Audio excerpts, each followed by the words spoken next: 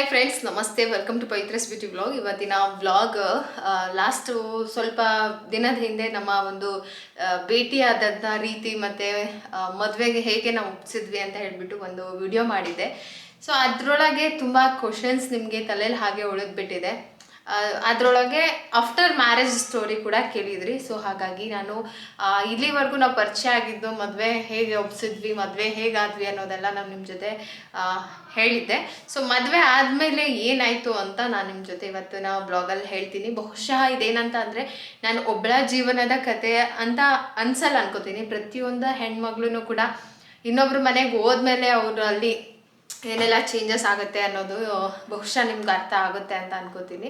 ಇಲ್ಲಿ ನಾನು ಯಾರನ್ನೂ ಕೆಟ್ಟೋರು ಮಾಡೋದಾಗಲಿ, ಇನ್ನೊಬ್ರನ್ನ ಕೆಳಗೆ ಮಾಡಿ ನಾನು ಮೇಲಿದ್ದೀನಿ ಅಂತ ತೋರಿಸ್ಕೊಳ್ಳೋದಾಗಲಿ ಅಲ್ಲ. ಇದು ನನಗೇನು ಅನ್ನಿಸ್ತು ಆ ಸಿಚುವೇಶನಲ್ಲಿ, ಮತ್ತು ನನಗೆ ಹೇಗೆ ಫೀಲ್ ಆಯಿತು ಅನ್ನೋದನ್ನು ನಿಮ್ಮ ಜೊತೆ ಹಂಚ್ಕೋತಾ ಇದ್ದೀನಿ ಅಷ್ಟೇ. ಬಹುಶಃ ಇದರಿಂದ ನಿಮಗೆ ಎಷ್ಟೋ ಕ್ವಶನ್ಸ್ಗೆ ಆನ್ಸರ್ ಸಿಗುತ್ತೆ ಅಂತ ನಾನು ಭಾವಿಸ್ತೀನಿ. ಯಾಕೆ ಅಂತಂದರೆ ತುಂಬ ಜನ ನಾನು ಒಂದು ಮೂರು ವರ್ಷದಿಂದ ನೋಡ್ಕೊಂಡು ಬಂದು ತುಂಬ ಜನದ ಪ್ರಶ್ನೆ, ಒಬ್ಬರೇ ಇರ್ತೀರಾ, ಯಾರಿಲ್ಲ, ಯಾವುದೊಂದು ಫಂಕ್ಷನ್ ಅಟೆಂಡ್ ಮಾಡಿರೋದು ನೋಡಿಲ್ಲ, ಎಲ್ಲೂ ಹೋಗಿರೋದು ನೋಡಿಲ್ಲ, ಯಾರು ನಿಮ್ಮ ಮನೆಗೆ ಬಂದಿರೋದು ನೋಡಿಲ್ಲ, ನಿಮಗೆ ರಿಲೇಟಿವ್ಸ್ ಇಲ್ವಾ, ಅಥವಾ ಹೀಗೆ ತುಂಬ ಕ್ವಶನ್ಸ್ನ ಕೇಳ್ತಾ ಬಂದ್ರಿ. ಸೊ ಅದಕ್ಕೆಲ್ಲ ಉತ್ತರ ಕೊಡೋ ಪರಿಸ್ಥಿತಿ ನಾನು ಇರಲಿಲ್ಲ.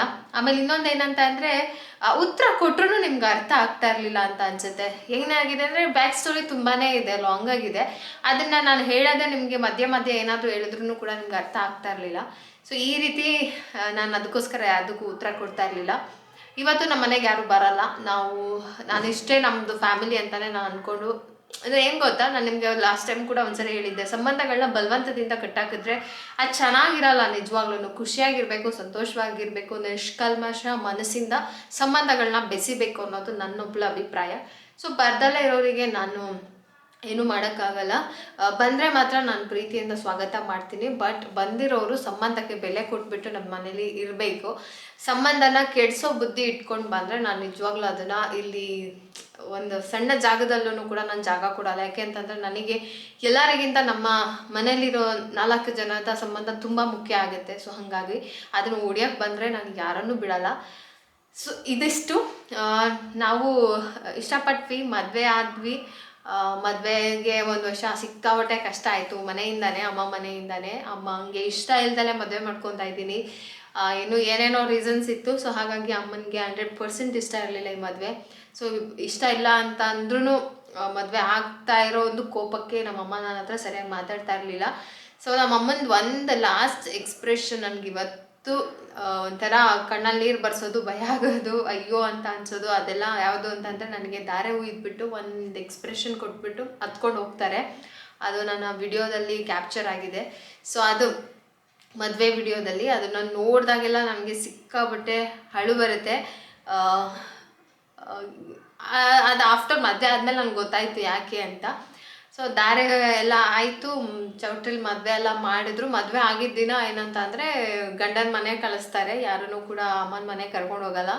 ಅಪ್ಪ ಅಮ್ಮ ಎಲ್ಲರೂ ಮನೆಗೆ ಹೊರಟೋದ್ರು. ನಾನು ಒಬ್ಬಳೇ ಬಂದೆ. ಆದರೆ ನನ್ನ ಜೊತೆಗೆ ನನ್ನ ಚಿಕ್ಕಮ್ಮ ಬಂದಿದ್ರು, ನಮ್ಮಮ್ಮನ ತಂಗಿ. ಅಲ್ಲಿಗೆ ಬಂದು ಅಲ್ಲಿರೋ ಕೆಲವೊಂದಿಷ್ಟು ಶಾಸ್ತ್ರಗಳನ್ನೆಲ್ಲ ಮಾಡ್ತಾರೆ, ಊರಲ್ಲಿ ಬಿಟ್ಬಿಟ್ಟು ಹೋಗ್ತಾರೆ. ಸೊ ಇದಿಷ್ಟು ಮದುವೆ ಕತೆ ಆಗುತ್ತೆ. ಹೆಂಗೋ ಆಯಿತು, ಒಪ್ಪಿದ್ದಾಯಿತು, ಮದುವೆ ಆಗಿದ್ದಾಯಿತು. ಮಧ್ಯೆ ಏನೇನೋ ಬಂತು ಹೋಯ್ತು, ಎಲ್ಲ ಕ್ಲಿಯರ್ ಆಗಿ ಮದುವೆನೂ ಆಗೋಯ್ತು. ಯಾಕೆ ಅಂತಂದರೆ ನಾನು ಹೆಂಗೆ ಸಿಗಾಕೊಂಡ್ಬಿಟ್ಟಿದ್ದೇನೆ ಅಂತಂದರೆ ಬಿಡಿಸ್ಕೊಂಡು ಎಲ್ಲೂ ಹೋಗೋಕ್ಕಾಗಲ್ಲ, ಆ ಥರ ಸಿಗಾಕೊಂಡ್ಬಿಟ್ಟಿದ್ದೆ. ಸರಿ ಆಯಿತು, ಹಣೆ ಬರದಲ್ಲಿ ಬರೆದಿದ್ದೆ, ಏನೋ ಒಂದು ಆಗುತ್ತೆ ಅಂತ ಹೇಳ್ಬಿಟ್ಟು ನಾನು ಅಡ್ಜಸ್ಟ್ ಮಾಡ್ಕೊಳ್ಳೋಕೆ ಹೊರಟೆ. ಯಾಕೆ ಅಂತಂದರೆ ನಮ್ಮ ಅಮ್ಮಗೆ ಒಂದು ಭಯ ಇದ್ದಿದ್ದು, ನನಗೆ ಒಂದು ಮನೆ ಕೆಲಸ ಬರ್ತಾ ಇರಲಿಲ್ಲ, ಒಂದು ಅಡುಗೆ ಕೆಲಸ ಬರ್ತಾ ಇರಲಿಲ್ಲ. ಸೊ ಇನ್ನೂ ಚಿಕ್ಕವಳು, ಆ ಒಂದು ಆಟ ಆಡೋ ಬುದ್ಧಿ. ಸೊ ಈ ಥರ ಜವಾಬ್ದಾರಿ ತೊಗೊಳ್ಳೋಷ್ಟು ಬುದ್ಧಿವಂತಿಕೆ ಇಲ್ಲ ಇನ್ನು. ಸೊ ಈ ಥರ ಎಲ್ಲ ಅಮ್ಮ ಎದುರ್ಕೊಂಡಿದ್ರು. ಸೊ ಅದು ಹಾಗೆ ಆಯಿತು ಕೂಡ. ಅಲ್ಲಿಗೆ ಹೋದ್ಮೇಲೆ ಯಾರು ನನ್ನನ್ನು ಏನೂ ಬರಲ್ಲ ಅಂತ ಹೇಳಿ ಮದುವೆ ಮಾಡಿ ಕೊಡ್ತಾರಲ್ಲ, ಅವರು ಸರಿ ಆಯಿತು ಕಲ್ತ್ಕೊತಾಳೆ ಅಂತ ಹೇಳಿ ಕರ್ಕೊಂಡು ಹೋದವರು ನಾನು ಕಲ್ತ್ಕೊಳ್ಳೋ ತನಕ ಅಡ್ಜಸ್ಟ್ ಮಾಡ್ಕೊಳ್ಳೇ ಇಲ್ಲ. ಸೊ ಅಲ್ಲಿಂದ ನನ್ನ ಹಸ್ಬೆಂಡ್ ಆರ್ಮಿಲಿ ಇದ್ದಿದ್ದರಿಂದ ಅವ್ರಿಗೆ 20 ಡೇಸ್ ಅಷ್ಟೇ ರಜಾ ಕೊಟ್ಟಿದ್ರು. 25 ದಿನ ಮದುವೆ ಮುಗಿಸ್ಕೊಂಡು 20 ಡೇಸಲ್ಲಿ ಡ್ಯೂಟಿಗೆ ಜಾಯ್ನ್ ಆಗಬೇಕಂತ ಇತ್ತು. ಸೊ ನನ್ನ ನೆಕ್ಸ್ಟ್ ಫ್ಯೂಚರ್ ಬಗ್ಗೆ ನಾನು ಯೋಚನೆ ಮಾಡಿರಲಿಲ್ಲ. ಬಹುಶಃ ಈಗಿನ ಕಾಲದಲ್ಲಿ ಹೆಣ್ಮಕ್ಳು ಹಂಗೆಲ್ಲ ಮಾಡಲ್ಲ, ಅವ್ರ ಫ್ಯೂಚರ್ ಯೋಚನೆ ಮಾಡಿರ್ತಾರೆ. ಸೀದಾ ಮದುವೆ ಆಯಿತು, 20 ದಿನ ರಜಾ ಕೂಡ ಮುಗೀತು. ಆ ಶಾಸ್ತ್ರ ಈ ಶಾಸ್ತ್ರ ಕರ್ನಾರೆ ಎಲ್ಲ ಮುಗೀತು, ಡ್ಯೂಟಿಗೆ ಹೊರಟರು. ನೆಕ್ಸ್ಟ್ ನಾನು ಎಲ್ಲಿಗೆ ಹೋಗಬೇಕು, ನಾನು ಏನು ಮಾಡಬೇಕು, ನಾನು ಎಲ್ಲಿರಬೇಕು, ಯಾವುದರ ಆಲೋಚನೆ ನನಗಿರಲಿಲ್ಲ. ಸೊ ಊರಲ್ಲೇ ಬಿಟ್ಬಿಟ್ಟು ಹೋದರು. ಅದೇನು ಬೇರೆ ಊರಲ್ಲ, ನನ್ನ ಅಜ್ಜಿ ತಾತ ಅಲ್ಲೇ ಇದ್ದರು. ಸೊ ಹಾಗಾಗಿ ನನಗೆ ಓಕೆ ಅಂತ ಹೇಳ್ಬಿಟ್ಟು ಅಲ್ಲೇ ಇರೋದಕ್ಕೆ ಒಪ್ಕೊಂಡೆ. ಸೊ ಎಲ್ಲ ಆದಮೇಲೆ ಅವ್ರ ಪಾಡಿಗೆ ಅವ್ರು ಡ್ಯೂಟಿಗೆ ಹೋದ್ಮೇಲೆ ಅಷ್ಟು ಸುಲಭವಾಗಿ ಅವ್ರಿಗೆ ಪದೇ ವಾರಕ್ಕೊಂದ್ಸರಿ 2 ದಿನಕ್ಕೊಂದ್ಸರಿ ರಜಾ ಕೊಡೋ ಅಂಥ ಕೆಲಸ ಅಲ್ಲ ಅದು. ಜಸ್ಟ್ ಫೋನ್ ಕಾಲಲ್ಲಿ ಅಷ್ಟೇ. ಸೊ ಲಾಂಗ್ ಡಿಸ್ಟೆನ್ಸ್ ಇದ್ದಿದ್ದರಿಂದ ನಮಗೆ ಬಹುಶಃ ತುಂಬಾ ಈ ಹೊಂದಾಣಿಕೆಯಲ್ಲಿ ತುಂಬ ಪ್ರಾಬ್ಲಮ್ ಆಗೋಯ್ತು, ಸಿಕ್ಕಾಪಟ್ಟೆ ಪ್ರಾಬ್ಲಮ್ ಆಯಿತು. ಅವರೆಲ್ಲೋ ನಾನೆಲ್ಲೋ, ಇಲ್ಲಿ ಏನು ನಡೀತಾ ಇದೆ ಅಂತ ಹೇಳಿದ್ರೆ ಅವ್ರು ಅಲ್ಲೇನೋ ಅರ್ಥ ಮಾಡ್ಕೊಳ್ಳೋದು, ಅವ್ರು ನನಗೆ ಸಮಾಧಾನ ಮಾಡ್ತಾ ಇಲ್ಲ. ಸೊ ಏನಾಯಿತು ಲೈಫು ಅಂತ ಸಡನ್ನಾಗಿ ಜಸ್ಟ್ ಇದು ಒಂದು 20 ದಿನದಲ್ಲಿ ಎಷ್ಟು ಬದಲಾವಣೆ ಆಯಿತು ಅಂತ ಅಂದರೆ, ನಾನು ಹೆಂಗಿದ್ದವಳು ಗೊತ್ತಾ, ಕಾಲೇಜ್ಗೆ ಹೋಗು, ಬೆಳಗ್ಗೆ ಎದ್ದೇಳೋದು, ಫ್ರೆಶ್ ಅಪ್ ಆಗೋದು, ಅಪ್ಪ ಬಟ್ಟೆ ಎಲ್ಲ ಯೂನಿಫಾರ್ಮ್ ಎಲ್ಲ ಐರನ್ ಮಾಡಿರ್ತಾಯಿದ್ರು, ಐರನ್ ಮಾಡಿರೋ ಯೂನಿಫಾರ್ಮ್ ಹಾಕ್ಕೊಳ್ಳೋದು, ಅಮ್ಮ ನಾಷ್ಟ ಮಾಡಿರ್ತಾಯಿದ್ರು, ನಾಷ್ಟ ತಿನ್ನೋದು, ಸೀದಾ ಬಸ್ ಹತ್ಕೊಂಡು ಕಾಲೇಜ್ಗೆ ಹೋಗೋದು, ಅಲ್ಲಿಂದ ಬಾಕ್ಸ್ ಕೊಡ್ತಾಯಿದ್ರು, ಮಧ್ಯಾಹ್ನ ಬಾಕ್ಸ್ ತಿನ್ನೋದು, ಅಲ್ಲಿಂದ ಕಾಲೇಜ್ ಮುಗಿಸ್ಕೊಂಡು ಸಂಜೆ ಮನೆಗೆ ಬಂದು ಮತ್ತೆ ಸಂಜೆ ಬಂದ ತಕ್ಷಣ ಹೊಟ್ಟೆ ಹಸಿತೆ ನನಗೆ ಅಂತ ಹೇಳ್ಬಿಟ್ಟು ಮತ್ತೇನಾದ್ರು ಮಾಡಿಟ್ಟಿರೋರು ಅದನ್ನು ತಿನ್ನೋದು. ಊಟ ಮಲ್ಗೋಕೆ ಮುಂಚೆಗೆ 7-8 ಗಂಟೆಗೆಲ್ಲ ನಮ್ಮಲ್ಲಿ ಊಟ ಆಗ್ಬಿಡ್ಬೇಕಾಯ್ತು ನಮ್ಮ ಅಪ್ಪ ಇದ್ದಾಗ. ಈಗಲೂ ಹಂಗೆ ಅಮ್ಮ 8 ಗಂಟೆ ಒಳಗಡೆ ಎಲ್ಲರಿಗೂ ಒಳ್ಳೆ ಊಟ ಸಿಗ್ತಾಯಿತ್ತು. ಊಟ ಮಾಡೋದು, ಮಲಗೋದು, ಚೆನ್ನಾಗಿ ನಿದ್ದೆ ಹೊಡೆಯೋದು, ಸೊ ಎದ್ದೋಗೋದು, ಇದೇ ಕೆಲಸ ಮಾಡ್ಕೊಂಡಿದ್ದು ನಾನು. 20 ದಿನದಲ್ಲಿ ಹೆಂಗೆ ಬದಲಾಯಿತು ಅಂತಂದರೆ, ಹೋಗ್ತಿದ್ದಂಗೆ ನಾನು ಇನ್ನೂ ಸ್ವಲ್ಪ ದಿನವೂ ಆಗಿಲ್ಲ, ಒಂದು ರಾಶಿ ಬಟ್ಟೆ ತಂದುಬಿಟ್ಟು ಕಲ್ ಮೇಲೆ ಒಗ್ಯೋಕ್ಕೆ ಅಂತ ಕಳಿಸಿದ್ರು. ನಾನು ಹೆಂಗಿದೆ ಅಂತಂದರೆ, ಆ ಉದ್ದ ಸೀರೆ ಇಟ್ಕೊಂಡು ಎಳಿತಾ ಇದ್ದೀನಿ ಜಾಲ್ಸೋದಕ್ಕೆ. ಏನಪ್ಪ ಇದು ಸೀರೆ ಇಷ್ಟು ಎಳೆದ್ರೂ ಬರ್ತಾನೆ ಇದೆ, ಇಷ್ಟು ಉದ್ದದನ್ನ ಎತ್ತಿ ಹೆಂಗೆ ಜಾಲ್ಸೋದು ಅಂದರೆ, ನಾನು ಅಷ್ಟು ಏನೂ ಗೊತ್ತಿರಲಿಲ್ಲ ನನಗೆ. ಸೊ ತಪ್ಪು ಯಾರ್ದು ಅಂತ ಅಲ್ಲ, ಬಟ್ ಒಂದು ಸರಿ ನಾನು ನಿಮ್ಗೊಂದು ವಿಡಿಯೋ ಮಾಡಿದ್ದೆ, ಅತ್ತೆ ಯಾಕೆ ಅಮ್ಮ ಆಗೋಕ್ಕಾಗಲ್ಲ ಅಂತ. ಅಲ್ಲಿರೋ ಎಲ್ಲ ಪ್ರಶ್ನೆನೂ ಅವತ್ತು ನನ್ನ ತಲೆಯಲ್ಲಿ ನನಗೆ ಬಂದಂಥದ್ದು. ಸೊ ಅಡ್ಜಸ್ಟ್ ಆಗಲಿಲ್ಲ, ಅವ್ರಿಗೂ ಆಗಲಿಲ್ಲ, ನನಗೂ ಆಗಲಿಲ್ಲ. ನಾನು ಎಷ್ಟೆಷ್ಟೋ ಪ್ರಯತ್ನ ಪಟ್ಟೆ. ನನಗೆ ಏನು ಪ್ರಾಬ್ಲಮ್ ಆಗೋಯಿತು ಅಂತ ಅಂದರೆ, ಅಲ್ಲಿ ನನಗೆ ಅಡ್ಜಸ್ಟ್ ಆಗ್ತಾಯಿದೆ, ನಾನು ಕಲ್ತ್ಕೊಂಡೆ. ನಂಗೆ ಮುದ್ದೆ ಮಾಡೋಕ್ಕೆ ಬರ್ತಾಯಿರಲಿಲ್ಲ, ಮುದ್ದೆ ಕಲ್ತ್ಕೊಂಡೆ. ಆಮೇಲೆ ಅಡುಗೆ ಮಾಡೋಕ್ಕೆ ಬರ್ತಾಯಿಲ್ಲ, ಅಡುಗೆ ಕಲ್ತ್ಕೊಂಡೆ.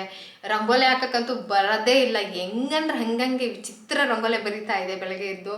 ಸೊ ಅದನ್ನೂ ಮಾಡಿದೆ. ಬಟ್ಟೆ ಒಗೆಯೋಕ್ಕೆ ಬರ್ತಾ ಇರಲಿಲ್ಲ, ಬಟ್ಟೆ ಒಗೆಯೋದು ಕಲ್ತ್ಕೊಂಡೆ. ಹೆಂಗೆ ಅಂತಂದರೆ 12 ಗಂಟೆ ಬಿಸಿಲಲ್ಲಿ. ಸೊ ಎಲ್ಲ ಕಲ್ತ್ಕೊಂಡ್ರು ಸ್ಯಾಟಿಸ್ಫೈಡ್ ಮಾಡೋಕ್ಕೆ ಆಗಲಿಲ್ಲ ನಾನು ಅವ್ರಿಗೆ ಏನು ಮಾಡಿದ್ರು ನಾನು ಒಪ್ಸೋಕೆ ಆಗ್ತಾನೇ ಇರಲಿಲ್ಲ. ಸೊ ಹೆಂಗಿತ್ತು ಅಂದರೆ, ಇವಾಗ ನಾನು ಹೇಳಿದೆ ಕಾಲೇಜ್ಗೆ ಹೆಂಗೆ ಹೋಗ್ತಾ ಇದೆ ಅಂತ. ಆಫ್ಟರ್ ಮ್ಯಾರೇಜ್ ಹೆಂಗಾಯಿತು ಸಡನ್ಲಿ ಅಂತ ಅಂದರೆ, 5 ಗಂಟೆಗೆ ಎದ್ದೇಳಬೇಕು, ಬಾಗಿಲಿಗೆ ನೀರು ಹಾಕಬೇಕು, ರಂಗೋಲೆ ಹಾಕಬೇಕು, ಕರ್ಕೊಂಡು ಬಂದು ಕೊಡೋರು, ಟೀ ಮಾಡಬೇಕು, ಎಲ್ಲರಿಗೂ ಟೀ ಕೊಡಬೇಕು, ನೆಕ್ಸ್ಟ್ ಆಗಲೇ ಬ್ರೇಕ್ಫಾಸ್ಟ್ ಮಾಡಬೇಕು, ಒಂದಿಷ್ಟು ಪಾತ್ರೆ ತೊಳಿಬೇಕು, ನೆಲ ಒರೆಸ್ಬೇಕು. ಅದಾದಮೇಲೆ ಎಲ್ಲರದ್ದು ಬ್ರೇಕ್ಫಾಸ್ಟ್ ಆದಮೇಲೆ ಸ್ವಲ್ಪ ಸಮಯ ಸಿಗುತ್ತೆ, ಅವಾಗ ಬಟ್ಟೆ ಒಗಿಬೇಕು. ಅದಾದಮೇಲೆ ಮತ್ತೆ ಬಂದುಬಿಟ್ಟು ಮತ್ತೆ ಮಧ್ಯಾಹ್ನಕ್ಕೆ ಎಲ್ಲರಿಗೂ ಅಡುಗೆ ಮಾಡಬೇಕು, ಬಿಸಿ ಬಿಸಿ ಮುದ್ದೆ. ಸಂಜೆ ಏನಾದರೂ ಖಾಲಿ ಆಗಿದ್ರೆ ಅದು ಅಡುಗೆ ಮಾಡಬೇಕು, ಸಂಜೆ ಎಲ್ಲರಿಗೂ ಟೀ ಮಾಡಿಕೊಡ್ಬೇಕು, ಸಂಜೆ ಬಾಗಿಲು ಕಸ ಗುಡಿಸ್ಬೇಕು, ಮನೆ ಕಸ ಗುಡಿಸ್ಬೇಕು. ಸೊ ದಿನ ಹೆಂಗೆ ಹೋಗ್ತಾಯಿತ್ತು, ಹೆಂಗೆ ಕಳೀತಾ ಇದೆ ಅಂತಲೇ ಗೊತ್ತಾಗ್ತಾ ಇರಲಿಲ್ಲ, ಅಷ್ಟು ಇದಾಗಿಬಿಡ್ತು. ಆದ್ರೂ ನಾನು ಓಕೆ ಇಲ್ಲ, ನಾನು ಒಂಥರ ಚಾಲೆಂಜಾಗಿ ತೊಗೊಂಡೆ ನಾನು. ಏಕೆ ಅಂತಂದರೆ, ಅಮ್ಮ ಒಂದು ಮಾತು ಹೇಳಿದರು, ಮುಂದೇನೇ ತೊಂದರೆ ಆದ್ರೂ ನನ್ನ ಹತ್ರ ನೀನು ಬರ್ಕೊಡ್ದು, ನನಗೆ ನೀನೇನು ಹೇಳ್ಕೊಡ್ದು ಅಂತ. ಸೊ ಆ ಒಂದು ಇದಕ್ಕೆ ನಾನು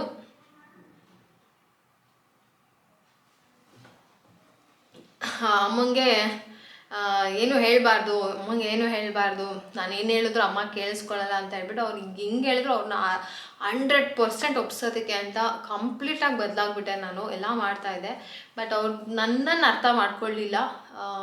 1 ವರ್ಷ ಮದುವೆ ಆದ ಮೊದಲನೇ ವರ್ಷ ಅಪ್ಪ ಅಮ್ಮ ಬರ್ತಾರೆ, ಪ್ರತಿ ಒಂದು ಹಬ್ಬಕ್ಕೂ ಕರೀತಾರೆ, ಕರ್ಕೊಂಡು ಹೋಗ್ತಾರೆ. ಸೊ ಈ ಥರ ಅಲ್ವಾ, ಅವ್ರು ಏನು ಮಾಡೋರು ಅಂತ ಅಂದರೆ, ಕರೆಕ್ಟಾಗಿ ನಾನು ಎಷ್ಟೇ ಅಡ್ಜಸ್ಟ್ ಮಾಡಿಕೊಂಡು ನೆಕ್ಸ್ಟ್ ಟೈಮ್ ನಮ್ಮ ಅಪ್ಪ ಅಮ್ಮ ಬಂದಾಗ ಏನೂ ಕಂಪ್ಲೇಂಟ್ ಹೇಳಬಾರ್ದು, ಇವರು ನನ್ನ ಕಡೆಯಿಂದ ಏನೇ ತಪ್ಪು ಆಗಬಾರ್ದು, ಏನು ಕಂಪ್ಲೇಂಟ್ಸು ನಮ್ಮ ಅಪ್ಪ ಅಮ್ಮನ ಹತ್ರ ಹೋಗಬಾರ್ದು ಅಂತ ಎಲ್ಲ ಅನುಸರಿಸ್ಕೊಂಡು ಮಾಡೋಕ್ಕೆ ಹೋದ್ರೂ ಫೈನಲಿ ಹಬ್ಬಕ್ಕೆ ಅಂತ ಅಪ್ಪ ಬರ್ತಾಯಿದ್ರು. ಹಿಂದಿನ ದಿನ ಬಂದು ಮನೇಲಿ ಒಂದು ಲೋಟ ಟೀ ಕೊಟ್ಬಿಟ್ಟು, ಆ ಟೀ ಖಾಲಿ ಆಗೋಷ್ಟರಲ್ಲಿ ನನ್ನ ಮೇಲೆ ಒಂದು ಎಷ್ಟು ಸಾಧ್ಯನೋ ಅಷ್ಟು ಕಂಪ್ಲೇಂಟ್ಸನ್ನು ಹೇಳೋದಕ್ಕೆ ಶುರು ಮಾಡ್ಕೊಳ್ಳೋರು. ನಾನು ಮತ್ತೆ ಇಷ್ಟೆಲ್ಲ ನಾನು ಎಫರ್ಟ್ ಹಾಕಿ ಏನು ಬಂತು, ನನ್ನ ಬಗ್ಗೆ ಒಂದು ಒಳ್ಳೆ ಮಾತಾಡಲಿಲ್ಲ, ಮತ್ತೆ ಕಂಪ್ಲೇಂಟೇ ಹೇಳ್ತಾ ಇದ್ದಾರಲ್ಲ ಅನ್ನೋ ಥರ ಆಗ್ತಾಯಿತ್ತು. ಸೊ ಅಪ್ಪಂಗೆ ಹೇಳ್ತಾ ಇದ್ದೆ, ಇಲ್ಲಪ್ಪ ನಾನು ಹಂಗೆ ಮಾಡಿಲ್ಲ, ಆದಷ್ಟು ನಾನು ಅಡ್ಜಸ್ಟ್ ಮಾಡಿಕೊಂಡು ಎಲ್ಲನೂ ಕಲ್ತ್ಕೊಂಡು ಎಲ್ಲನೂ ಮಾಡೋಕ್ಕೆ ಟ್ರೈ ಮಾಡಿದೆ ಅಂತ. ಸೊ ಅಪ್ಪ ಹೇಳಿದ್ರು, ನೀನು ನಿಜವಾಗ್ಲೂ ಅವ್ರ ಮಾತು ನಾನು ಕೇಳಲ್ಲ, ನನ್ನ ಮಗಳು ಏನು ಅಂತ ನನಗೆ ಗೊತ್ತು. ಸೊ ನೀನು ಮಗ ಅಂತಲೇ ಕರಿತಾಯಿದ್ರು ನಮ್ಮಪ್ಪ ನನ್ನನ್ನು. ಅಯ್ಯೋ ನೀನು ಯಾಕೆ ಹೇಳ್ತೀಯ, ಅವ್ರು ಯಾರೋ ಹೇಳ್ಬಿಟ್ರೆ ಕೇಳ್ಬಿಡ್ತೀನ, ನನ್ನ ಮಗಳು ಏನು ಅಂತ ನಂಗೆ ಗೊತ್ತಿಲ್ವಾ ಅಂತ ಹೇಳೋರು. ಸೊ ಹೀಗೆ ಆಗ್ತಾಯಿತ್ತು. ಫಸ್ಟ್ನೇ ಹಬ್ಬಕ್ಕೂ ಕಂಪ್ಲೇಂಟ್ ಹೇಳಿದ್ರು, ಸೆಕೆಂಡ್ ಹಬ್ಬಕ್ಕೂ ಕಂಪ್ಲೇಂಟ್ ಹೇಳಿದ್ರು, 3ನೇ ಹಬ್ಬಕ್ಕೂ ಕಂಪ್ಲೇಂಟ್ ಹೇಳೋರು. ಸೊ ನಾನು ಮತ್ತೆ ಇಷ್ಟೆಲ್ಲ ಅಡ್ಜಸ್ಟ್ ಮಾಡ್ಕೊಂಡ್ರು ಇವ್ರಿಗೆ ನನ್ನನ್ನು ಒಪ್ಕೊಳಕ್ಕಾಗ್ತಾ ಇಲ್ವಾ, ಅಥವಾ ನನ್ನ ಕೆಲಸ ಒಪ್ಕೊಳಕ್ಕಾಗ್ತಾ ಇಲ್ವಾ, ಅಥವಾ ಏನು ಅಂತಾನೆ ನನಗೆ ಏನೇನೂ ಅರ್ಥ ಆಗ್ತಾ ಇರಲಿಲ್ಲ. ತುಂಬ ಒಂಥರ ಮೆಂಟಲಿ ಫುಲ್ಲು ಸ್ಟ್ರೆಸ್ ಆಗಿಬಿಟ್ಟಿದೆ, ಹೋಗ್ಬಿಟ್ಟಿತ್ತು, ನಂಗೆ ಹೋಪ್ಸೇ ಹೋಗ್ಬಿಟ್ಟಿತ್ತು. ಇರಬಾರ್ದು, ಏನಾದರೂ ಮಾಡ್ಕೊಂಡು ಹೋಗ್ಬಿಡ್ಬೇಕು ಅನ್ನೋಷ್ಟು ಹೋಪ್ಸ್ ಕಳ್ಕೊಂಬಿಟ್ಟಿದ್ದೆ ನಾನು. ಸೊ ಅದಾದಮೇಲೆ ಹಸ್ಬೆಂಡ್ಗೆ ಹೇಳಿದ್ರೆ ಏನು ಪ್ರಯೋಜನ ಇಲ್ಲ, ಅವ್ರಿಗೆ ಬೇರೆ ಆಪ್ಷನ್ ಇರಲಿಲ್ಲ. ಯಾಕೆ ಅಂತಂದರೆ ಅವರಿದ್ದಿದ್ದು ಎಲ್ಲ ಕ್ವಾರ್ಟರ್ಸನ್ನು ಸೀಕ್ರೆಟ್ ಜಾಗಗಳಲ್ಲಿ ಕೆಲಸದಲ್ಲಿ ಡ್ಯೂಟಿ ಮಾಡ್ತಾರೆ. ಆವಾಗ ಕ್ವಾರ್ಟರ್ಸ್ ಎಲ್ಲ ಇರಲ್ಲ, ಮತ್ತು ಸಿವಿಲಲ್ಲಿ ಮನೆ ಮಾಡಿದ್ರು ಮನೆಗೆ ಕಳಿಸಲ್ಲ ಅವ್ರನ್ನ. ಸೊ ಆ ಥರದಲ್ಲಿ ಕೆಲಸ ಮಾಡ್ತಾಯಿದ್ರು, ಬ್ಯಾಂಗ್ಳೂರಲ್ಲೇ ಮಾಡ್ತಾಯಿದ್ರು. ತಿಂಗಳಲ್ಲಿ 1-2 ಔಟ್ ಪಾಸ್ ತೊಗೊಂಡು ಬೆಳಗ್ಗೆ ಬಂದರೆ ಸಂಜೆ ಒಳಗಡೆ ಇನ್ನಾಗ್ಬಿಡ್ಬೇಕಾಗಿತ್ತು. ಅವರು ಡ್ಯೂಟಿ ಮಾಡೋ ಜಾಗದಲ್ಲಿ ಬೆಳಗ್ಗೆ ಒಂದು ಟೈಮಿಂಗ್ಸ್ಗೆ ಆಚೆಗೆ ಬಿಟ್ಟರೆ ಸಂಜೆ ಅದೇ ಟೈಮಿಂಗ್ಸಲ್ಲಿ ಹೋಗಿ ಒಳಗಡೆ ಸೇರಿಬಿಡ್ಬೇಕಿತ್ತು ಅವರು, ಆ ಥರ. ಸೊ ಈ ಬೆಂಗಳೂರಿಂದ ಅವ್ರಿಗೆ ಬರೋಷ್ಟರಲ್ಲಿ 3 ಅವರ್ಸ್ ಆಗ್ತಾಯಿತ್ತು. 3 ಅವರ್ಸ್ಗೆ ಬಂದು ವಾಪಸ್ ಬರೋಕ್ಕೆ 3 ಅವರ್ಸು, ಅಲ್ಲಿ ಇರೋದಕ್ಕೆ ಒಂದು 2 ಅವರ್ ಅಷ್ಟೇ. ಆ 2 ಅವರಲ್ಲಿ ನಾನು ಏನು ಹೇಳೋಕ್ಕಾಗ್ತಾಯಿತ್ತು, ಏನೂ ಇಲ್ಲ. ಬಟ್ ಹಳ್ಳಿ ಕೆಲಸ ಎಲ್ಲ ನಂಗೆ ಮಾಡೋಕ್ಕೆ ಬರ್ತಾ ಇರಲಿಲ್ಲ. ನಾನು ಯಾವತ್ತೂ ಹಾಲು ಕರಿಯೋದು, ಹೊಲದಲ್ಲೆಲ್ಲ ಮಾಡೋದು ಅದೆಲ್ಲ ಗೊತ್ತಿರಲಿಲ್ಲ. ಬಟ್ ನಾನು ಮೆಂಟಲಿ ಪ್ರಿಪೇರ್ ಆಗಿದ್ದರೆ ಬಹುಶಃ ಏನಾದರೂ ಮಾಡ್ತಾಯಿದ್ನೇನೋ. ಬಟ್ ಮೆಂಟಲಿನೂ ಪ್ರಿಪೇರ್ ಇರಲಿಲ್ಲ ನಾನು. ಅವರು ನನಗೊಂದು ಸ್ವಲ್ಪ ಸಮಯ ಕೊಡಬೇಕಾಗಿತ್ತು. ಏನೂ ಕಲ್ತಿಲ್ಲದಲೇ ಹುಡುಗಿ ಒಂದಿಷ್ಟಾದರೂ ಮಾಡೋದಕ್ಕೆ ಪ್ರಯತ್ನ ಪಟ್ರಲ್ಲ ಅಂತ ಒಂದು ಅಪ್ರಿಷಿಯೇಟ್ ಮಾಡಿಬಿಟ್ಟಿದ್ರು. ನಾನು ತುಂಬ ಅಂದರೆ ತುಂಬಾ ಬೇರೆ ಲೆವೆಲ್ಗೆ ಹೋಗ್ತಾ ಇದ್ದೆ. ಸೊ ಇಷ್ಟ ಆಯಿತು. ಅದಾದಮೇಲೆ ನನಗೂ ಸಾಕಾಯಿತು, ಹೇಳಿ ಹೇಳಿ ಸಾಕಾಯಿತು. ಅದಾದಮೇಲೆ ನಾನು ಹೇಳಿದೆ ಅವ್ರಿಗೆ, ದಯವಿಟ್ಟು ನೋಡಿ, ನಿಮ್ಗೇನಾದರೂ ಪ್ರಾಬ್ಲಮ್ ಇದ್ದರೆ ಅದು ನನ್ನ ಹತ್ರ ಮಾತ್ರ, ನನ್ನಿಂದ ಮಾತ್ರ ನಿಮಗೆ ಪ್ರಾಬ್ಲಮ್ ಆಗಿರುತ್ತೆ. ಸೊ ಆ ಪ್ರಾಬ್ಲಮ್ನ ಡೈರೆಕ್ಟಾಗಿ ಬಂದು ನನಗೆ ಹೇಳಿ, ನನಗೆ ಹೇಳಿದ್ರೆ ನಾನು ಸರಿ ಮಾಡ್ಕೋತೀನಿ. ಸೊ ನೀವು ಪದೇ ಪದೇ ಹೋಗಿ ಅಪ್ಪನ ಹತ್ರನೋ ಅಮ್ಮನ ಹತ್ರನೋ ಕಂಪ್ಲೇಂಟ್ಸ್ ಹೇಳೋದ್ರಿಂದ ಇದು ಸರಿ ಹೋಗೋದಿಲ್ಲ, ಜಾಸ್ತಿ ಆಗುತ್ತೆ ಅಂತ ಒಳ್ಳೆ ಮಾತಲ್ಲೇ ಅವ್ರ ಹತ್ರ ರಿಕ್ವೆಸ್ಟ್ ಮಾಡಿದೆ. ಬಟ್ ನಾವು ಅಂದರೆ ಹಳ್ಳಿಗಳ ಕಡೆ ಹೆಂಗೆ ಅಂತ ಅಂದರೆ, ಅತ್ತೆ ಅಂತ ಅಂದರೆ ಅವ್ರಿಗೊಂದು ಇದು ಏನಂತಾರೆ, ಆಗಿನ ಕಾಲದಲ್ಲಿ ಇತ್ತಲ್ಲ ಅದೇ ಥರ ಅವರು ಇವಾಗಲೂ ಅಷ್ಟೇ ಅವ್ರ ಮೈಂಡ್ಸೆಟ್ಟು. ಸೊ ಆ ಥರ ಅವರು ಅದಾದಮೇಲೆ ಎಷ್ಟೇ ನಾನು ಒಳ್ಳೆ ರೀತಿ ಅವ್ರನ್ನ ಕನ್ವಿನ್ಸ್ ಮಾಡೋಕೆ ಹೋದ್ರೂ ಅವ್ರು ಕನ್ವಿನ್ಸ್ ಆಗಲಿಲ್ಲ. ನಾನು ಏನಾದರೂ ಹೇಳಿದ್ರೆ ತಿರ್ಗಿಸ್ಕೊಂಡು ಹೇಳ್ತೀನಿ, ನನಗೆ ಜೋರು ಮಾಡಿ ಹೇಳೋದು ಆ ಥರ ಅವ್ರು ತಿಳ್ಕೊತಾ ಇದ್ರು. ಸೊ ನಾನು ಇಲ್ಲಿ ಅವ್ರನ್ನ ಕೆಟ್ಟವ್ರು ಮಾಡ್ತಾಯಿದ್ದೀನಿ, ನಾನು ಒಳ್ಳೆಯವ್ರು ಮಾಡ್ತಾಯಿದ್ದೀನಿ ಅಂತ ಅಲ್ಲ. ಮದುವೆ ಆದಮೇಲೆ ತುಂಬ ಅಂದರೆ ತುಂಬ ಪ್ರಾಬ್ಲಮ್ಸ್ ಆಯಿತು. ಒಂದು ಫೈನ್ ಡೇ ನಾನು ಇರಬಾರ್ದು ಅಂತ ಡಿಸೈಡ್ ಮಾಡಿ ಏನೇನೋ ಅದು ಎಲ್ಲ ಆಗೇ ಹೋಯಿತು. ಅಂತಂದರೆ ನಾನು ಹೇಳೋದೇನು ಗೊತ್ತಾ, ಸಮಯಕ್ಕೋಸ್ಕರ ಕಾಯಬೇಕು ಅಷ್ಟೇ. ಸಮಯ ಯಾವಾಗಲೂ ಒಂದೇ ಥರ ಇರೋದಿಲ್ಲ. ಒಂದ್ಸರಿ ತುಂಬ ಅಂದರೆ ತುಂಬ ಕೆಟ್ಟ ಸಮಯ ನಮ್ಮ ಮುಂದೆ ಬಂದಿರುತ್ತೆ. ಸೊ ಆ ಸಮಯ ಕಳೆಯೋ ತನಕ ನಾವು ಅದಕ್ಕೆ ಅವಕಾಶ ಕೊಡಬೇಕು. ಇಲ್ಲ ಅಂತಂದರೆ ಜೀವನದಲ್ಲಿ ಏನೇನೋ ಕೆಟ್ಟ ಕೆಟ್ಟ ನಿರ್ಧಾರಗಳನ್ನ ಮಾಡಿಬಿಟ್ಟಿರ್ತೀವಿ ನಾವು. ಅದು ಯಾರೇ ಬರಲಿ, ಏನೇ ಅನ್ನಲಿ, ಏನೇ ಆಗಲಿ ತಾಳ್ಮೆಯಿಂದ ಇರಬೇಕು ಮತ್ತು ಆ ಸಮಯಕ್ಕೋಸ್ಕರ ಕಾಯ್ತಾ ಇರಬೇಕು. ಸೊ ಹೀಗೆ ಅವ್ರಿಗೂ ನನಗೂ ಇವತ್ತಿಗೂ ಚೆನ್ನಾಗಿಲ್ಲ. ಸೊ ಹಾಗಾಗಿ ಅವ್ರು ಬರಲ್ಲ, ಬಂದ್ರೂ ಕೂಡ ಯೂಟ್ಯೂಬ್ ಮಾಡಿದಾಗಲೂ ಕೂಡ ತುಂಬ ಕೆಟ್ಟದಾಗೆಲ್ಲ ಹೇಳಿದರು ನನ್ನ ಬಗ್ಗೆ. ಸೊ ಹಂಗಾಗಿ ನಾನು ಯೂಟ್ಯೂಬಲ್ಲಿ ಅವ್ರನ್ನ ಜಾಸ್ತಿ ಎಲ್ಲೂ ತೋರ್ಸೋಕ್ಕೆ ಹೋಗಲಿಲ್ಲ. ನಾಮಕರಣಕ್ಕೆ ಬಂದಿದ್ದರು, ನಾಮಕರಣದಲ್ಲಿ ಕೂಡ ನಾನು ತೋರಿಸ್ಲಿಲ್ಲ. ಅದಾದಮೇಲೆ ಮೊನ್ನೆನೂ ಕೂಡ ಅವ್ರ ಅಪ್ಪ ಎಲ್ಲ ಬಂದಿದ್ದರು. ನಾನು ಯಾವಾಗ ಗೌರಿ ಹಬ್ಬಕ್ಕೆ ಹೋಗೋಕ್ಕೆ ಹಿಂದಿನ ದಿನ ಅಲ್ಲ, ಹೋಗೋ ದಿನವೇ ಬಂದಿದ್ದರು. ಅದಾದಮೇಲೆ ನಾನು ಹಾಸ್ಪಿಟಲಲ್ಲಿದ್ದೆ, ಮಗುನ ಕರ್ಕೊಂಡು ಬಾಣಂತನಕ್ಕೆ ಹೋದಾಗ ಒಂದು 2 ತಿಂಗಳು ಅವರಮ್ಮ ಇಲ್ಲೇ ಇದ್ದರು. ಸೊ ಈ ಥರ ನಾನು ಬಿಹೈಂಡ್ ಕ್ಯಾಮ್ರಾ ಬರ್ತಾರೆ ಹೋಗ್ತಾರೆ ಏನೋ ಆಗುತ್ತೆ. ಬಟ್ ನಾನು ಅದನ್ನು ಯಾವತ್ತೂ ಯೂಟ್ಯೂಬಲ್ಲಿ ಹೇಳೋಕ್ಕೆ ಹೋಗಲ್ಲ. ಯಾಕೆ ಅಂತಂದರೆ ಅವ್ರು ಯೂಟ್ಯೂಬ್ ಬಗ್ಗೆ ಅಷ್ಟು ಕೆಟ್ಟದಾಗ ಮಾತಾಡಿದ್ಮೇಲೆ ನಾನು ಅವ್ರನ್ನ ಯೂಟ್ಯೂಬಲ್ಲಿ ಜಾಸ್ತಿ ತೋರಿಸೋದು ಬೇಡ ಅಂತ ಅನ್ನಿಸ್ತು. ಸೊ ಹಾಗಾಗಿ ನಾನು ತೋರಿಸಿರಲಿಲ್ಲ. ಸೊ ಈ ಥರ ನನ್ನ ಫೈನಲಾಗಿ ಒಂದು ಹೇಳ್ತೀನಿ, ಏನು ಗೊತ್ತಾ, ಆದಷ್ಟು ಒಂದು ಅಪ್ಪ ಅಮ್ಮನ ನಿರ್ಧಾರಕ್ಕೆ ಬೆಲೆ ಕೊಡಿ. ಅದಾದಮೇಲೆ ನಿಮಗೊಂದಿಷ್ಟು ಆಲೋಚನೆ ಮಾಡುವಂತಹ ಒಂದು ಏಜ್ ಬರುತ್ತೆ, ಅಲ್ಲಿವರೆಗೂ ವೆಯ್ಟ್ ಮಾಡಿ. ಯಾಕೆಂದರೆ ಆ ಟೈಮಲ್ಲಿ ಏನು ಮಾಡಿದ್ರೂ ಸರಿ ಅನಿಸುತ್ತೆ, ಯಾರು ಏನು ಹೇಳಿದ್ರು ಸರಿ ಅನಿಸುತ್ತೆ. ನಿಮ್ಮನ್ನು ಆದಷ್ಟು ಯಾರು ಬೇಕಾದರೂ ಬ್ರೈನ್ ವಾಶ್ ಮಾಡಿಬಿಡ್ಬಹುದು. ಸೊ ಸಮಯಕ್ಕೋಸ್ಕರ ಕಾಯಿರಿ, ಅಪ್ಪ ಅಮ್ಮನ ಮಾತು ಕೇಳಿ. ಇಲ್ಲ ಅಂತಂದರೆ ತುಂಬ ಕಷ್ಟ ಆಗುತ್ತೆ. ಇವತ್ತು ತುಂಬ ಅನಿಸುತ್ತೆ ನನಗೆ, ನಾನು ಒಬ್ಬಳೇ ಯಾವೊಂದು ಹಬ್ಬ ಮಾಡಿದ್ರು, ಯಾವುದೊಂದು ಫಂಕ್ಷನ್ ಮಾಡಿದ್ರು ಹಿಂದೆ ನಿಂತ್ಕೊಂಡು ಕೆಲಸ ಮಾಡೋದು ನಾನು, ನನ್ನ ಗಂಡ ಇಬ್ಬರೇ. ಯಾರಾದರೂ ಸ್ವಲ್ಪ ಸಹಾಯ ಮಾಡಬೇಕಾಗಿತ್ತು ಅಂತ ಅನಿಸುತ್ತೆ. ಬಟ್ ಯಾರೂ ಮಾಡಲ್ಲ ಅಂದಮೇಲೆ ಬಲವಂತ ಮಾಡಿ ಕರ್ಸ್ಕೊಂಡು ಅವ್ರ ಹತ್ರ ಸಹಾಯ ಕೇಳೋ ಅಂತ ಇನ್ನೂ ಬಂದಿಲ್ಲ ನಮಗೆ. ಇನ್ನೂ ಕೈಕಾಲು ಗಟ್ಟಿಗೆ ಇದೆ. ಸೊ ಅಲ್ಲಿವರೆಗೂ ಮಾಡೋಣ, ಮುಂದೆ ಏನಾಗುತ್ತೋ ಆಗಲಿ. ಇಷ್ಟಪಟ್ಟು ಬಂದವ್ರನ್ನ ನಾವು ಬರಬೇಡಿ, ಇರಬೇಡಿ ನಮ್ಮ ಜೊತೆ, ನೀವು ನಮಗಿಷ್ಟ ಇಲ್ಲ, ಸೊ ಈ ಥರ ನಾವು ಯಾವತ್ತೂ ಹೇಳಿಲ್ಲ, ಹೇಳೋದು ಇಲ್ಲ. ಈಗಲೂ ಅಷ್ಟೇ ತುಂಬ ಜನ ಕೆಟ್ಟದಾಗೆಲ್ಲ ಮಾತಾಡಿದ್ರಿ, ನಿಮಗೊಬ್ಬ ಮಗ ಇದ್ದಾನೆ ನೋಡಿ ಹಾಗೆ ಹಿಂಗೆ ಅಂತ, ಅದೇ ಅತ್ತೆ ವಿಚಾರದ ವಿಡಿಯೋದಲ್ಲಿ. ಸೊ ಅದು ನಾವು ಹೆಂಗೆ ಒಬ್ಬರನ್ನ ಟ್ರೀಟ್ ಮಾಡ್ತೀವಲ್ವ, ಹಾಗೆ ನಾವು ಅವ್ರಿಗೆ ಏನು ಆ್ಯಕ್ಷನ್ನಿಂದನೇ ರಿಯಾಕ್ಷನ್ ಬರುತ್ತೆ. ಸೊ ಅಷ್ಟೇ. ಬೇರೇನೂ ಇಲ್ಲ. ಅದಾದಮೇಲೆ ತುಂಬ ಸರಿ ಅಡ್ಜಸ್ಟ್ ಮಾಡಿಕೊಂಡು ಕಳಿಸಿ ಹೋಗೋ ಟೈಮಲ್ಲೂ ಕೂಡ ಅದು ಪಾಸಿಟಿವಲ್ಲಿ ಅಕ್ಸೆಪ್ಟ್ ಆಗಲಿಲ್ಲ ಅವ್ರ ಕಡೆಯಿಂದ ನನಗೆ, ಮತ್ತು ಅದೇನೋ ನೆಗೆಟಿವ್ ಆಗೇ ಹೋಗ್ತಾ ಇತ್ತು. ಸೊ ಅವಾಗ ನಾನು ನಿರ್ಧಾರ ಮಾಡಿದ್ದು, ನಾನು ಅದಕ್ಕೆ ಹೇಳೋದು ಯಾವಾಗಲೂ ಬಲವಂತದಿಂದ ಸಂಬಂಧನ ಕಟ್ಟಾಕೋಕ್ಕೆ ಹೋದರೆ ನಮಗೂ ಪ್ರಾಬ್ಲಮ್ಮು, ಅವ್ರಿಗೂ ಪ್ರಾಬ್ಲಮ್ಮು. ಸೊ ಇಬ್ರಿಗೂ ಪ್ರಾಬ್ಲಮ್ ಮಾಡಬಾರ್ದು ಅಂತ ಹೇಳ್ಬಿಟ್ಟು ಇವರು ಅವ್ರ ಜೊತೆ ಎಷ್ಟು ಚೆನ್ನಾಗಿದ್ರು ನಂಗೆ ತೊಂದರೆ ಇಲ್ಲ, ಏನು ಮಾಡಿದ್ರು ನಂಗೆ ತೊಂದರೆ ಇಲ್ಲ. ಯಾಕೆ ಅಂತಂದರೆ ನನಗೂ ಅಮ್ಮ ಇದ್ದಾರೆ. ಸೊ ಹಾಗಾಗಿ ಅದಾದಮೇಲೆ ಈಗಲೂ ತುಂಬ ಜನ ಹೇಳ್ತಾರೆ ಆಗಿದ್ದೆಲ್ಲ ಆಯಿತು ಮರ್ತು ಬಿಡಬೇಕು ಮತ್ತೊಂದಾಗಬೇಕು ಅಂತ. ಸೊ ಚೆನ್ನಾಗೇ ಇದ್ದೀವಿ, ಏನಿಲ್ಲ ಹೋಗೋದು ಬರೋದು, ಬಟ್ ಅಷ್ಟೇ. ಅವರು ನನ್ನ ಹತ್ರ ಏನು ಅಷ್ಟಕ್ಕೆ ಮಾತಾಡಲ್ಲ, ನಾನು ಅವ್ರ ಹತ್ರ ಏನು ಅಷ್ಟಕ್ಕೆ ಮಾತಾಡಲ್ಲ. ಅವ್ರವ್ರದ್ದೇ ನಿರ್ಧಾರಗಳಿರುತ್ತಲ್ಲ, ನನ್ನದೇ ಸರಿ ಅಂತ ಅವ್ರು ಇರ್ತಾರೆ, ಅವ್ರದ್ದೇ ಸರಿ ಅಂತ ನಾವಿರ್ತೀವಿ. ಸೊ ಹಿಂಗಾಗಿ ನಾವು ಇವತ್ತು ಹೆಂಗಿದ್ದೀವಿ, ಅಥವಾ ಅವ್ರಿಗೆ ಇಷ್ಟನೇ ಇರಲಿಲ್ವೋ ಏನೋ ಗೊತ್ತಿಲ್ಲ ನನ್ನ ಮದುವೆ ಮಾಡ್ಕೊಳ್ಳೋದು. ತುಂಬ ಡೀಟೇಲಾಗಿ ಹೇಳೋಕೆ ಹೋದರೆ ನಿಜವಾಗ್ಲೂ ತುಂಬ ಕಷ್ಟ ಆಗುತ್ತೆ. ತುಂಬ ಸಣ್ಣ ಸಣ್ಣ ವಿಚಾರಗಳನ್ನ ತುಂಬ ಚುಚ್ಚಿ ಮಾತಾಡ್ತಾಯಿದ್ರು ಅವಾಗ ಅವರು. ಸೊ ಅದನ್ನೆಲ್ಲ ಸಹಿಸ್ಕೊಂಡೆ ನಾನು. ಬಟ್ ಒಂದೇ ಒಂದು ಚಾನ್ಸ್ ಕೊಡಬೇಕಾಗಿತ್ತು ಅಂತ ನಾನು ಅದನ್ನೇ ಕೇಳ್ತಾ ಇರೋದು ಅವತ್ತಿಗೂ ಇವತ್ತಿಗೂ. ಬಹುಶಃ ಹೊಸದಾಗಿ ಮದುವೆ ಆಗಿರೋದು, ಇನ್ನೂ ಚಿಕ್ಕ ವಯಸ್ಸು, ಅರ್ಥ ಮಾಡ್ಕೊಳ್ಳೋಕ್ಕೆ ಇಲ್ಲ ಅಡ್ಜಸ್ಟ್ ಆಗೋದಕ್ಕೆ ಸ್ವಲ್ಪ ಸಮಯ ಬೇಕಾಗಬಹುದು. ಆ ಸಮಯ ನಾವು ಕೊಟ್ಟು ನೋಡೋಣ ಅಂತ ಅಂದಿದ್ರೆ ಇವತ್ತು ನಮ್ಮೆಲ್ಲರ ಸಂಬಂಧ ತುಂಬ ಚೆನ್ನಾಗಿರ್ತಾಯಿತ್ತು ಅಂತ ಅನಿಸುತ್ತೆ. ಬಟ್ ಆ ಸಮಯನ ಅವ್ರು ನನಗೆ ಕೊಡಲೇ ಇಲ್ಲ. ಈಗಿನ ಪ್ರಪಂಚದಲ್ಲಿ ನಾನು ನೋಡಿದ ಮಟ್ಟಿಗೆ ಎಷ್ಟೊಂದು ಜನ ಎಷ್ಟೆಲ್ಲ ಅಡ್ಜಸ್ಟ್ ಮಾಡ್ಕೊತಾ ಇದ್ದಾರೆ, ಬಟ್ ನಾವೇ ಅಡ್ಜಸ್ಟ್ ಮಾಡ್ಕೊತೀವಿ ಅಂತಂದ್ರೂ ಅದನ್ನು ಒಪ್ಕೊಳ್ಳಿಲ್ಲ ಅಂತ ಅಷ್ಟೇ ಬೇಜಾರು. ಅದು ಬಿಟ್ಟರೆ ಬೇರೆ ಏನೂ ಇಲ್ಲ. ಸೊ ಅದಾದಮೇಲೆ ಲಾಂಗ್ ಡಿಸ್ಟೆನ್ಸಲ್ಲೇ ಇತ್ತು ನನ್ನ ಮಗಳು. 3 ವರ್ಷ, 1.5 2 ವರ್ಷ 3 ವರ್ಷ ತನಕ ತುಂಬ ಅವರೆಲ್ಲೋ ನಾವೆಲ್ಲೋ ಆ ಥರನೇ ಇತ್ತು. ಸೊ ಹಂಗೂ ನಮಗೆ ಬರ್ತಾ ಇರಲಿಲ್ಲ. ಸರಿ, ನಾನು ಅವಾಗೇನಾದರೂ ನಮ್ಗೆ ಯಾಕೋ ಬರಲ್ಲ ಅಂತ ಹೇಳಿ ಏನಾದರೂ ಬೇರೆ ನಿರ್ಧಾರ ಮಾಡಿದ್ರು ಇವತ್ತು ನಾವು ಇಷ್ಟು ಚೆನ್ನಾಗಿರೋಕ್ಕಾಗ್ತಾ ಇರಲಿಲ್ಲ. ಸೊ ಒಂದು ಸಮಯಕ್ಕೋಸ್ಕರ ಕಾಯ್ತಾ ಇದ್ದೆ. ಅದಾದಮೇಲೆ ಆರ್ಮಿಯಿಂದ ರಿಟೈರ್ಡ್ ಆದಮೇಲೆ ಅವ್ರಿಗೂ ರಿಯಲೈಸ್ ಆಯಿತು ಮನೆ, ಫ್ಯಾಮಿಲಿ, ಮಕ್ಕಳು, ಸೊ ಹೇಗೆ ನಿಭಾಯಿಸೋಕ್ಕೆ ಸಾಧ್ಯ, ಹೀಗೆ ಕಷ್ಟ ಇರುತ್ತೆ. ಸೊ ನಾವು ಎಲ್ಲ ಒಟ್ಟಿಗಿರಬೇಕು, ನಾವು ಒಂದಾಗಿದ್ದರೆ ಯಾರನ್ನ ಬೇಕಾದ್ರೂ ನೋಡ್ಕೋಬೋದು, ಯಾರು ಬೇಕಾದ್ರೂ ಚೆನ್ನಾಗಿ ಇಟ್ಕೋಬಹುದು ಅಂತ. ಸೊ ಇವಾಗ ನಾವು ಹೊರಗಡೆಯಿಂದ ಏನೇ ಅವರು ಎಷ್ಟೇ ಎಫೆಕ್ಟ್ ಹಾಕಿದ್ರು ನಮ್ಗೆ ಅದು ಇಫೆಕ್ಟ್ ಆಗ್ತಾ ಇಲ್ಲ. ಯಾಕೆ ಅಂತಂದರೆ ನಾವಿಲ್ಲಿ 4 ಜನ ಸ್ಟ್ರಾಂಗ್ ಆಗಿದ್ದೀವಿ. ಸೊ ಹಾಗಾಗಿ ನಮಗೆ ಯಾವುದೇ ಎಫೆಕ್ಟ್ ಆಗ್ತಾ ಇಲ್ಲ. ಇವಾಗ ನಾವು ತುಂಬ ಚೆನ್ನಾಗಿದ್ದೀವಿ. ತುಂಬ ಅಂತಂದರೆ ಅಡ್ಜಸ್ಟ್ ಮಾಡ್ಕೊಳ್ಳೋಕೆ ಸಮಯ ಇವಾಗ ಸಿಕ್ತು ಅಂತ ಅನಿಸುತ್ತೆ. ಅದು ಡಿಸ್ಟೆನ್ಸ್ ಇದ್ದಿದ್ದರಿಂದ ನಮ್ಮ ಮಧ್ಯೆ ಅವ್ರ ಮಧ್ಯೆ, ಅವರೆಲ್ಲೋ ಡ್ಯೂಟಿ ಮಾಡ್ತಾಯಿದ್ರು, ಆ ಟೆನ್ಷನಲ್ಲಿ ಅವ್ರು ಇರ್ತಾಯಿದ್ರು, ನಾನಿಲ್ಲಿ ಮಗು, ಇದೇನೋ ಟೆನ್ಷನಲ್ಲಿ ನಾವು ಇರ್ತಾಯಿದ್ದೆ. ಸೊ ಇಬ್ರಿಗೂ ಕ್ಲಾಶ್ ಆಗ್ತಾಯಿತ್ತು, ಒಂದಾಗ್ತಾ ಇರಲಿಲ್ಲ, ಈ ಥರ ಇತ್ತು.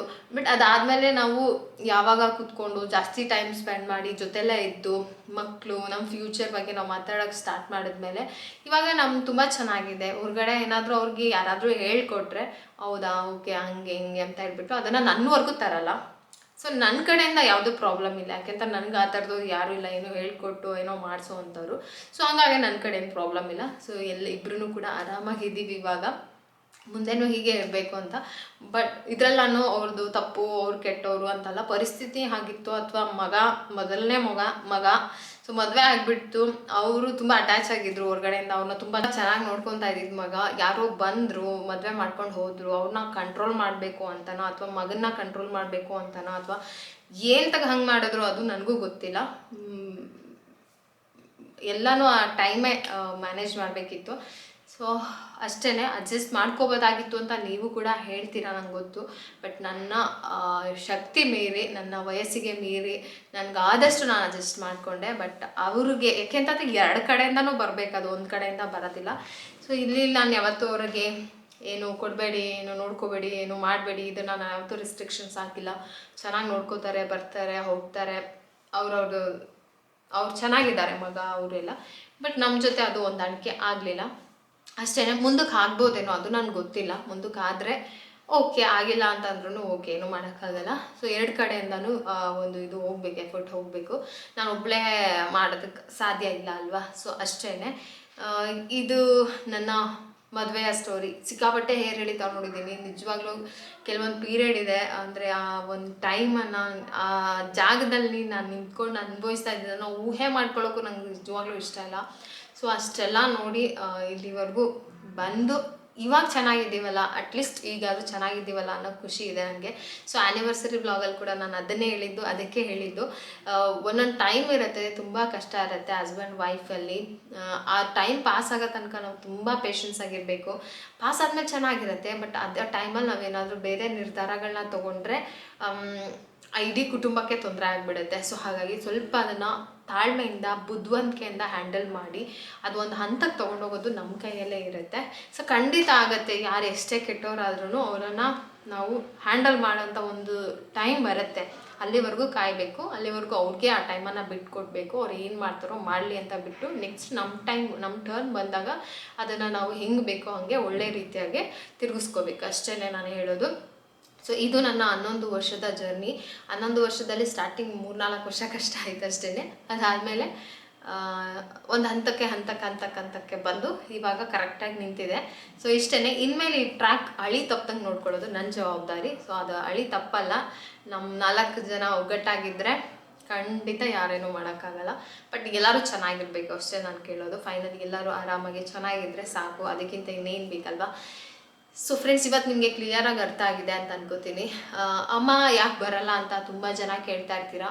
ಅಮ್ಮನಿಗೆ ಹಸುಗಳನ್ನ ಸಾಕಬೇಕು ಅಂತ ಅನಿಸಿದ್ದು ಯಾವಾಗ ಅಂತ ಅಂದರೆ, ನಮ್ಮನೇಲಿ ಹಸುಗಳೇನು ಇರಲಿಲ್ಲ. ಅಪ್ಪ ಕೆಲ್ಸಕ್ಕೆ ಹೋಗ್ತಾಯಿದ್ರು, ಚೆನ್ನಾಗಿತ್ತು, ಎಲ್ಲ ಇತ್ತು. ಯಾವಾಗ ಹಸು ಸಾಕಬೇಕು ಅಂತ ಅನಿಸ್ತು ಅಂತ ಅಂದರೆ, ಅಪ್ಪ ತೀರ್ಕೊಂಡ್ಮೇಲೆ ಒಬ್ಬರೇ ಮನೇಲಿ ಕೂತ್ಕೊಂಡು ಯೋಚನೆ ಮಾಡೋದಕ್ಕೆ ಸ್ಟಾರ್ಟ್ ಮಾಡಿದ್ರು. ಏನಾದರೂ ನಾನು ಕೆಲಸ ಮಾಡಬೇಕು. ನಮ್ಮಮ್ಮಗೆ ಹೊರಗಡೆ ಕೆಲಸ ಮಾಡೋ ಅಭ್ಯಾಸನೇ ಇಲ್ಲ, ಎಲ್ಲೂ ಕಳಿಸಿಲ್ಲ ನಮ್ಮಪ್ಪ, ಹೊರಗಡೆ ಪ್ರಪಂಚನೇ ಗೊತ್ತಿಲ್ಲ ನಮ್ಮಮ್ಮಂಗೆ. ಸೊ ಅವಾಗ ಅವ್ರು ಅಂದ್ಕೊಂಡ್ರು, ಒಂದು ಹಸು ಸಾಕಿದ್ರೆ ಹಾಲಾದರೂ ಕರ್ಬಿಟ್ಟು ಡೈರಿಗೆ ಹಾಕಬೇಕು ಅಂತ. ಹಸು ಸಾಕೋದು ಅಂತ ಸುಲಭವಾಗಿ ನಾನು ಹೇಳ್ತಾ ಇಲ್ಲ, ಯಾಕೆ ಅಂತಂದರೆ 24/7 ಒಬ್ಬರು ಆ ಹಸುನ ಮೇಂಟೈನ್ ಮಾಡೋದಕ್ಕೆ ಮನೇಲಿ ಇರಲೇಬೇಕು.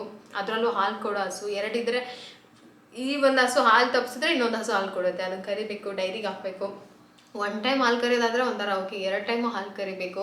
ಸೊ ಈ ಥರ ಅದನ್ನ ನೋಡ್ಕೊಳ್ಳೋಷ್ಟರೊಳಗೆ ನಮ್ಮ ಅಮ್ಮಗೆ ಸಾಕಾಗಿ ಹೋಗಿರುತ್ತೆ. ಸೊ ಅದ್ರ ಮಧ್ಯೆ ನಾವೇನಾದರೂ ಬಂದಿಲ್ಲ, ಹೋಗಿಲ್ಲ ಅಂತ ನಾವು ಬೇಜಾರು ಮಾಡಿಕೊಂಡ್ರೆ ಅದಕ್ಕೆ ಅವರು ಬೇಜಾರು ಮಾಡ್ಕೊತಾರೆ, ಮಕ್ಕಳು ನೋಡೋಕೆ ಹೋಗೋಕ್ಕಾಗ್ತಾ ಇಲ್ಲ ಅಂತ. ಆಮೇಲೆ ಇನ್ನೂ ಸ್ವಲ್ಪ ರೀಸನ್ಸ್ ಇದ್ದಾವೆ ಯಾಕೆ ಬರಲ್ಲ ಅನ್ನೋದಕ್ಕೆ. ಸೊ ಬರಲ್ಲ, ಒನ್ ಮೇನ್ ರೀಸನ್ ನಮ್ಮ ಅತ್ತೆ ಕೂಡ ಇರಬಹುದು. ಸೊ ಹಂಗಾಗಿ ಅವರು ಅಳಿಯ ಮನೆ ಬರಲ್ಲ, ನಾನು ಬಂದು ಅಲ್ಲೇನು ಹಂಚ್ಕೊಳಕ್ಕೆ ನಂಗೆ ಇಷ್ಟ ಇಲ್ಲ ಅಂತ ಅವರು ಬರಲ್ಲ. ಸೊ ಇಷ್ಟೇ, ಅದೊಂದೇ ರೀಸನ್, ಬೇರೆ ಏನೂ ಇಲ್ಲ. ಇಲ್ಲ ಅಂದಿದ್ರೆ ಅಮ್ಮನೂ ಬರ್ತಾಯಿದ್ರೇನೋ. ಅಪ್ಪ ಇದ್ದಿದ್ರೆ ಖಂಡಿತ ಬರ್ತಾಯಿದ್ರು. ಅವರೊಬ್ಬರೇ ಬರೋಕ್ಕೆ, ಅವ್ರಿಗೆ ಓದಕ್ಕೆ ಬರಲ್ಲ, ಒಂದು ಅಕ್ಷರನೂ ಓದಕ್ಕೆ ಬರಲ್ಲ, ಬೋರ್ಡೆಲ್ಲ ನೋಡೋಕ್ಕೂ ಬರಲ್ಲ.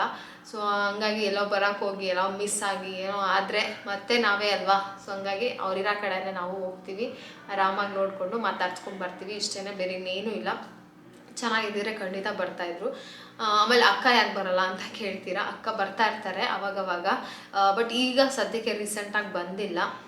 ಅವರು ಜಾಯಿಂಟ್ ಫ್ಯಾಮಿಲಿ ಅವ್ರದ್ದು. ಸೊ ಜಾಯಿಂಟ್ ಫ್ಯಾಮಿಲಿಲಿ ಅಷ್ಟು ಸುಲಭವಾಗಿ ಇಷ್ಟ ಬಂದಂಗೆ ಬರೋದು ಹೋಗೋದು ಅದು ಸಾಧ್ಯ ಇಲ್ಲ. ಸೊ ಹಂಗಾಗಿ ಅವರು ಅಷ್ಟಕ್ಕಷ್ಟೇ ಬರಲ್ಲ.